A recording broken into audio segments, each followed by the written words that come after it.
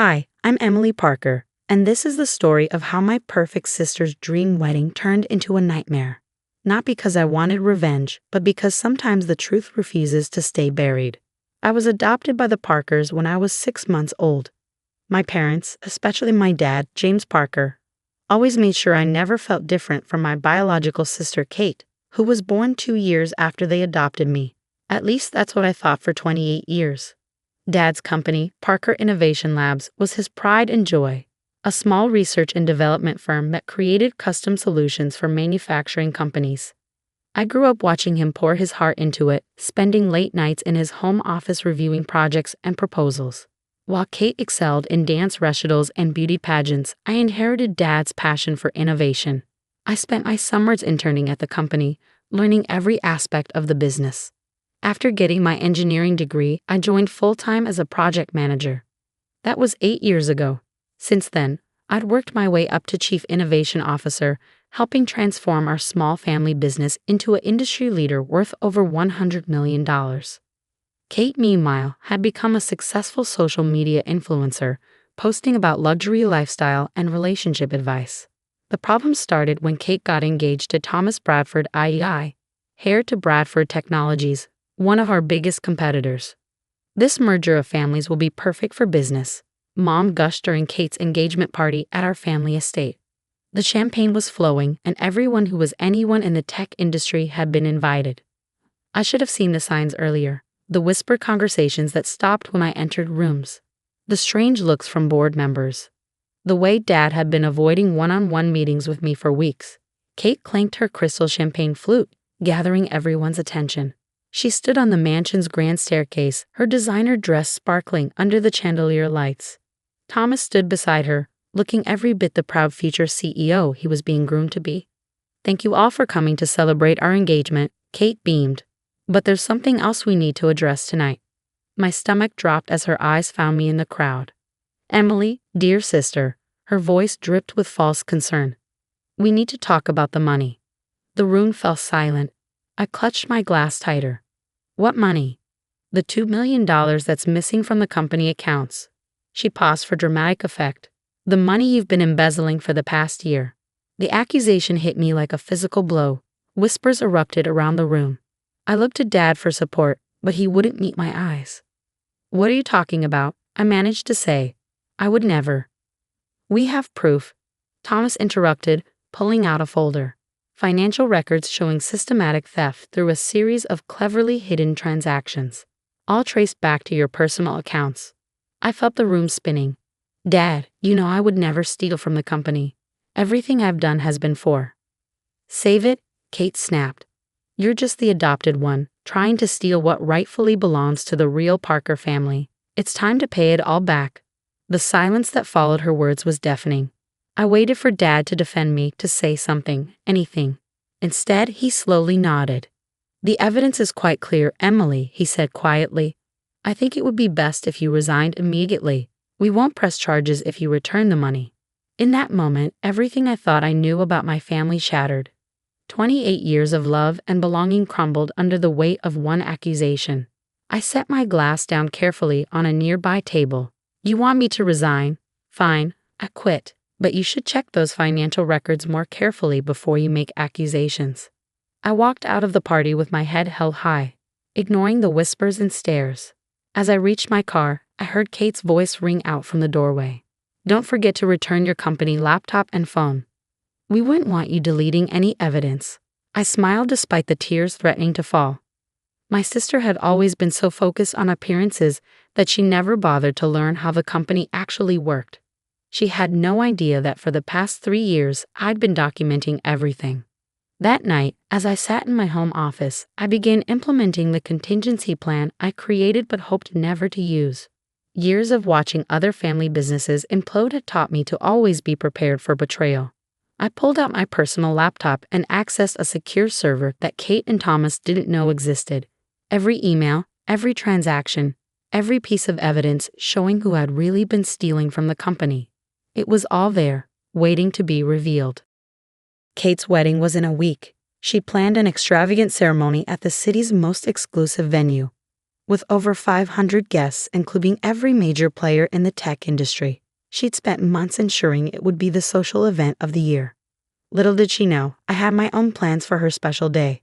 Sometimes the best revenge isn't about destroying someone's future. It's about revealing the truth about their past. As I prepared for bed that night, my phone buzzed with a text from Kate. Don't even think about coming to the wedding. Security has your photo. I replied with a simple smiley face emoji. She had no idea that I didn't need an invitation to crash her perfect day. After all, I designed the venue's security system myself. The next 7 days would change everything.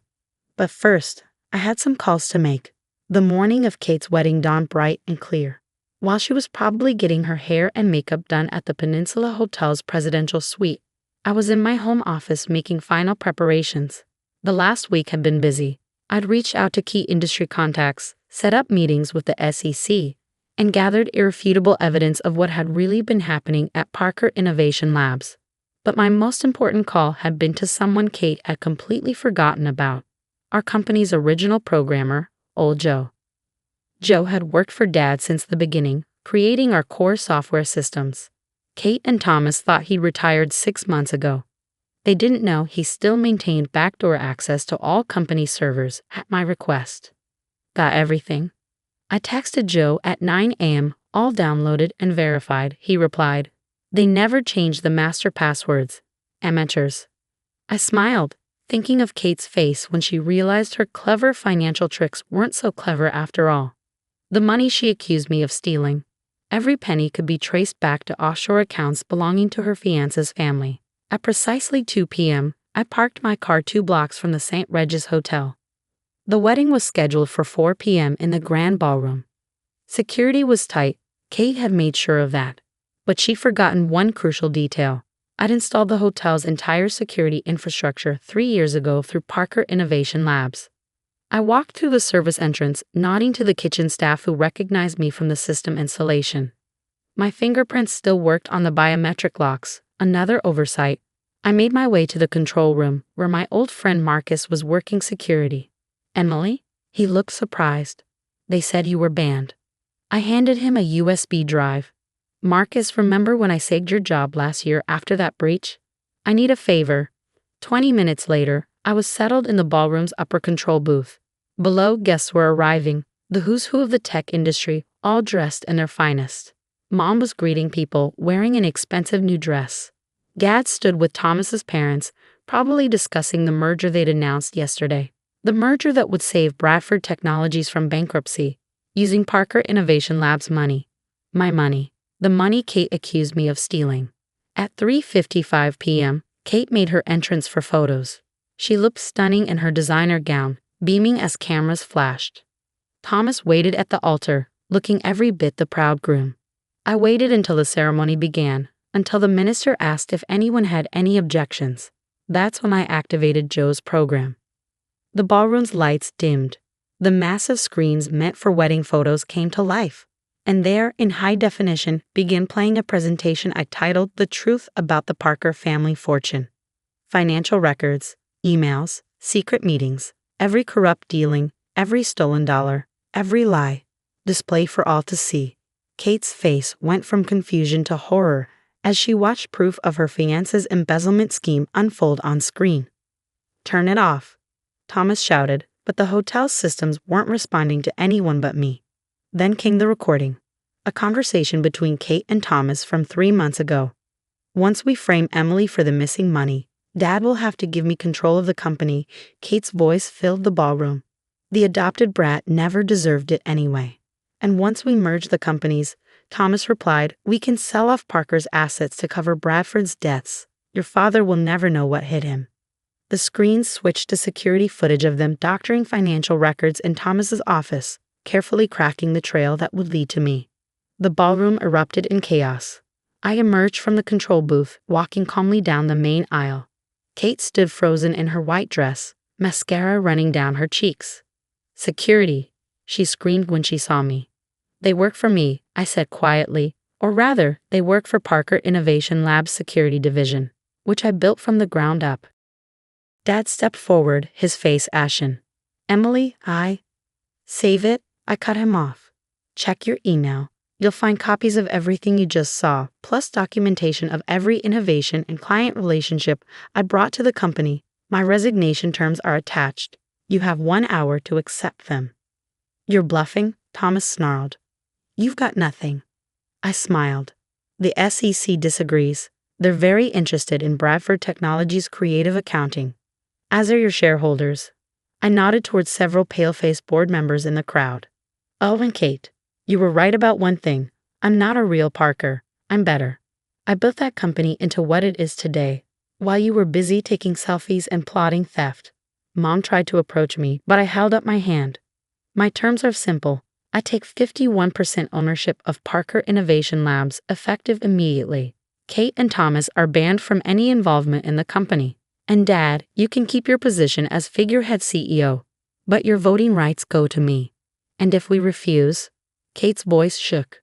"Then I release everything to the media. Parker Innovation Labs might survive the scandal. Bradford Technologies won't." I turned to the shocked guests.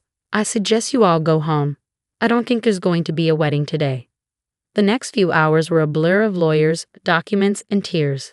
By midnight, I owned controlling interest in the company I'd helped build. Bradford Technologies stock was in freefall, and Kate's perfect wedding had become the scandal of the year. 1 week later, I sat in my new office, formerly Dad's, reviewing acquisition proposals for what remained of Bradford Technologies. A knock at the door interrupted my work. It was Dad, looking older than I'd ever seen him. "I should have believed in you," he said quietly. "Yes, you should have. Can we ever fix this?" I thought about it. Maybe. Not as father and daughter, you lost that right at the engagement party. But as business partners, we'll see. You taught me my first lesson about innovation. Sometimes you have to tear something down completely before you can build it back better. He nodded sadly and left. I turned back to my window, looking out at the city skyline. My phone buzzed. A text from Kate. "I'm sorry. I was wrong about everything." I didn't reply. Some apologies come too late. They say success is the best revenge, but I disagree. The best revenge is forcing people to face their own lies. Kate wanted a wedding that everyone would remember. Well, she got her wish, just not in the way she planned. As for me, I'm still the same person who loves innovation and building things. The only difference is now everyone knows what I'm capable of, and no one will ever call me just the adopted one again.